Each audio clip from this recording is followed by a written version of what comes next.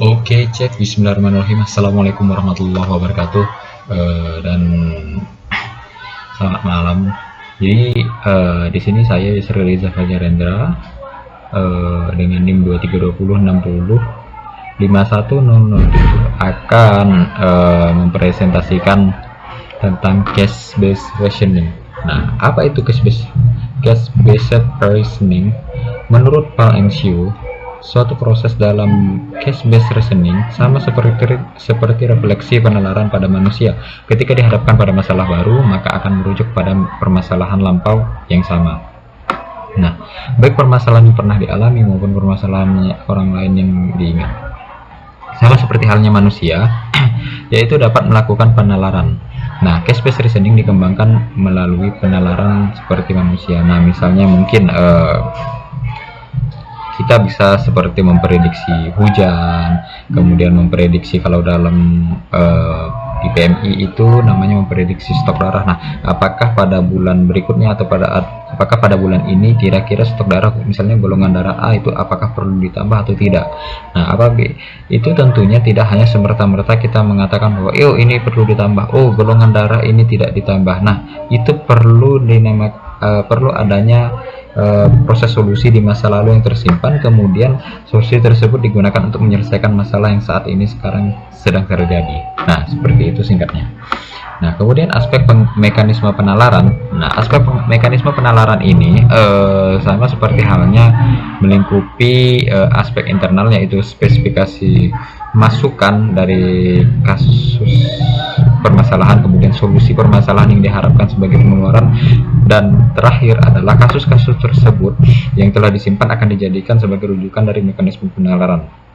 Nah, saya mengibaratkan seperti ini. Nah, apabila ada permasalahan datang misalnya, kira-kira hari ini apakah hujan atau tidak, dengan misalnya ada kriteria inputan seperti angin, kondisi cuaca, kemudian mendung, kemudian kekuatan awan apakah tebal atau tidak, kemudian dari kondisi tanah apakah memungkinkan untuk terjadinya tanda-tanda hujan. Nah, itu kan merupakan faktor-faktor yang akan mempengaruhi hujan. Tentunya faktor-faktor tersebut diambil daripada data-data masa lalu, yang kemudian data-data masa lalu ini sebagai basis pengetahuan untuk menghitung atau bahasa dikatakanlah melakukan penalaran pada hari ini, bahwa hari ini kira-kira hujan atau tidak. Nah, kemudian inputan itu dimasukkan, kemudian diproses, dapatlah pengeluaran. Misalnya prediksi hasil hari ini adalah hujan. Nah, hujan itu akan disimpan ke dalam tersimpan ke dalam database yang kemudian akan menjadi sebuah rujukan dari mekanisme penalaran. Nah, contoh implementasi penalaran adalah dalam kehidupan sehari-hari, yaitu ada di bidang hukum, kemudian ada di bidang kedokteran, kemudian ada di bidang rekayasa komputasi, jaringan komunikasi, bidang keuangan, dan bidang lingkungan. Nah, tentunya dalam bidang lingkungan kita bisa untuk memprediksi misal tingkat polusi udara menggunakan yang namanya aplikasi AirQuake. Nah, ini contoh daripada cash-based reasoning. Nah, tentunya aplikasi-aplikasi ini seperti di bidang keuangan, yaitu scan, kemudian kabin penjadwalan, kemudian di bidang komputasi itu namanya ada help desk. Nah, tentunya aplikasi-aplikasi ini telah dilengkapi dengan fitur-fitur data masa lalu.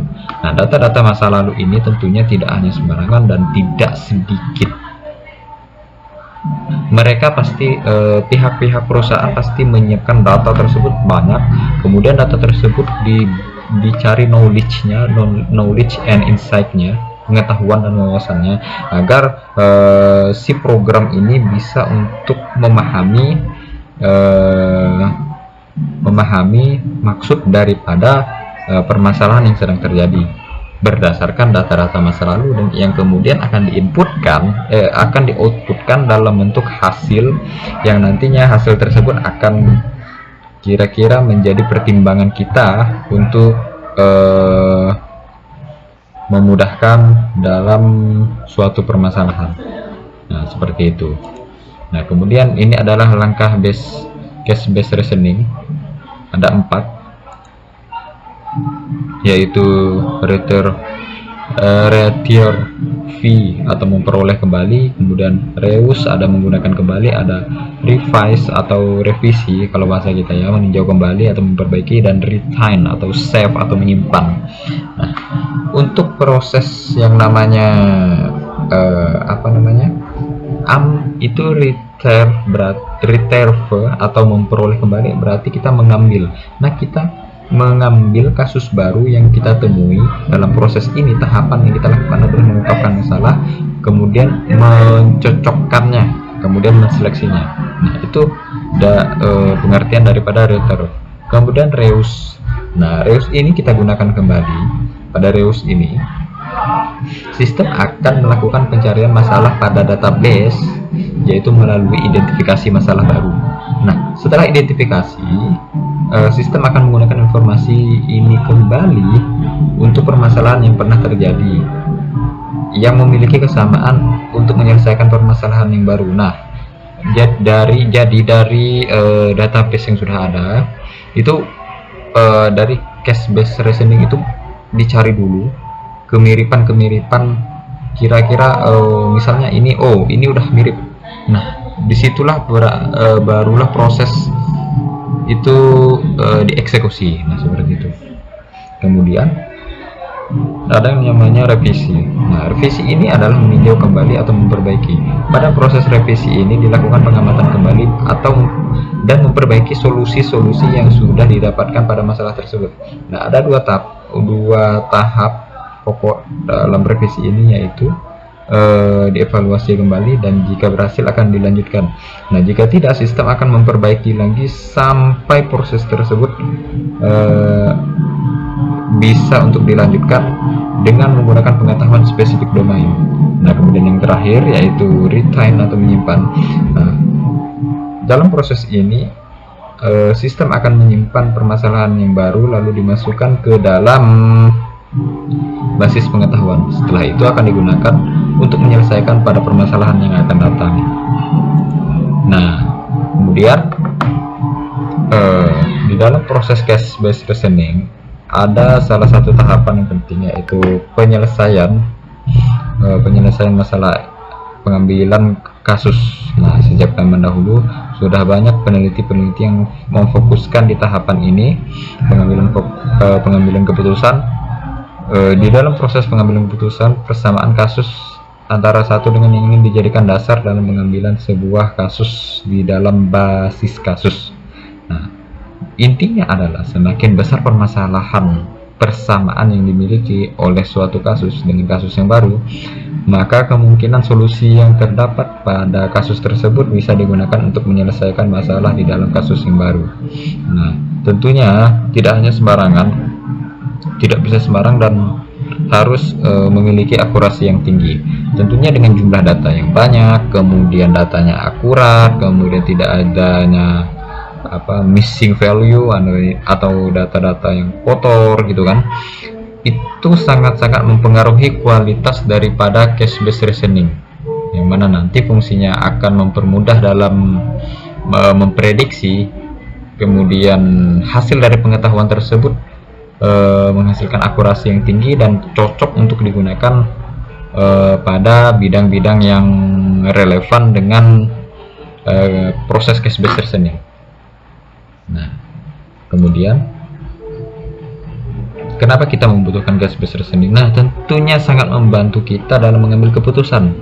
Nah, mengambil suatu keputusan berdasarkan solusi dari pengalaman. Nah, terutama lagi saya garis bawahi adalah pengalaman kasus yang pernah terjadi sebelumnya. Case based reasoning menggunakan pengalaman itu sendiri untuk menyelesaikan masalah yang sedang dihadapi. Nah, saya tadi bilang bahwa ada mungkin data-data, kemudian data tersebut banyak, kemudian masalah-masalah apa namanya, proses. Kenapa kita membutuhkan case based reasoning? Karena sangat memudahkan dalam membantu mengambil keputusan. Nah, salah satunya adalah yaitu mengambil keputusan berdasarkan pengalaman data sebelumnya. Kemudian case based reasoning ini menggunakan pengalaman itu sendiri untuk menyelesaikan masalah yang sedang dihadapi. Nah, mungkin dari teman-teman mungkin pernah mengalami yang namanya misal kita mengetahui bahwa ciri-ciri hujan adalah mungkin mendung, suhu udara, kekuatan angin, kemudian mungkin dari teriknya matahari itu mempengaruhi. Nah, mungkin dari setiap hari sehari-hari kita menemukan itu, kemudian bahwa hari ini kita bisa menyimpulkan kira-kira hari ini hujan. Nah, hari ini hujan itu merupakan salah satu proses bahwasanya oh, kita bisa menyimpulkan berdasarkan data-data masa lalu angin kekuatannya segini, kemudian apa namanya, terik mataharinya sekian panasnya, kemudian suhu udaranya berapa derajat. Nah, itu bisa kita simpulkan bahwa oh, hari ini ternyata hujan. Kita tidak bisa sembarangan untuk menyimpulkan bahwa hari ini hujan. Tentunya ada pengalaman-pengalaman masa lalu yang dijadikan dasar sebagai basis pengetahuan kita, seperti itu. Nah, kemudian untuk kelebihannya, yang pertama adalah bisa memecahkan masalah dengan mudah karena dapat mengambil solusi dengan cepat dan tepat. Nah, kemudian semakin banyak pengalaman yang tersimpan di dalam sistem, maka sistem akan semakin pintar dalam menemukan solusi untuk sebuah kasus. Biasanya fokus pada fitur terpenting pada masalah. Kemudian dapat memecahkan masalah dalam domain yang hanya dapat dipahami sebagian, kemudian dapat menafsirkan konsep terbuka dan tidak jelas. Nah, kemudian untuk kekurangannya adalah yaitu tidak menjamin solusi yang didapat ini menjadi solusi terbaik dan maksimal. Nah, tapi di sini saya menggarisbawahi bahwasanya ini bisa kita upayakan untuk maksimal, tapi tidak untuk sempurna. Pasti masih ada kekurangan-kekurangan yang perlu dibenahi, seperti itu. Mungkin dari datanya, kemudian mungkin dari jumlah fitur, kemudian nilai missing value-nya, itu sangat mempengaruhi data case based reasoning dan akurasi. Nah, seperti itu. Kemudian namun pada hal ini semakin banyak pengalaman yang tersimpan di data, maka tidak menutup kemungkinan bahwa dalam menyelesaikan suatu kasus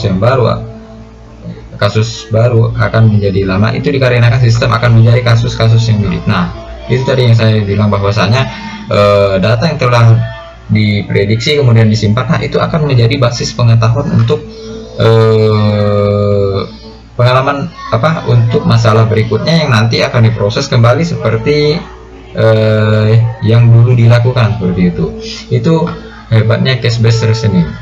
Kemudian kesimpulannya adalah case based reasoning method adalah sebuah metode yang digunakan untuk pengambilan sebuah keputusan yang berdasarkan solusi dari kasus-kasus sebelumnya. Case based reasoning telah diaplikasikan dalam bidang yang berbeda-beda, yaitu hukum, kedokteran, rekayasa, komputasi, jaringan, keuangan, penjadwalan, dan lingkungan. Nah, tentunya seperti yang saya berikan contoh bahwasanya kita menyimpulkan sesuatu itu atas dasar dan tidak bisa kita sembarangan asal menyebut. Misalnya golongan darah A bulan depan itu harus ditambah. Tentunya tidak.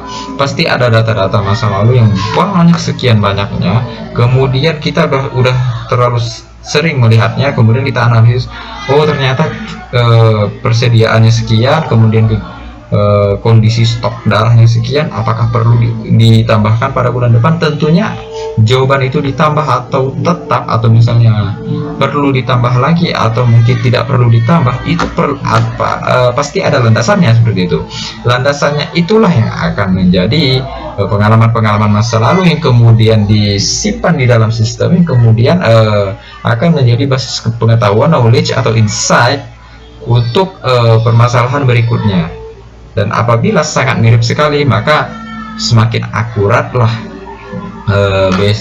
Cash based decisionnya ini untuk menentukan apakah persediaan stok darah pada bulan berikutnya itu harus ditambah atau tidak. Nah, seperti itu pemahaman saya. Terima kasih semuanya. Assalamualaikum warahmatullahi wabarakatuh.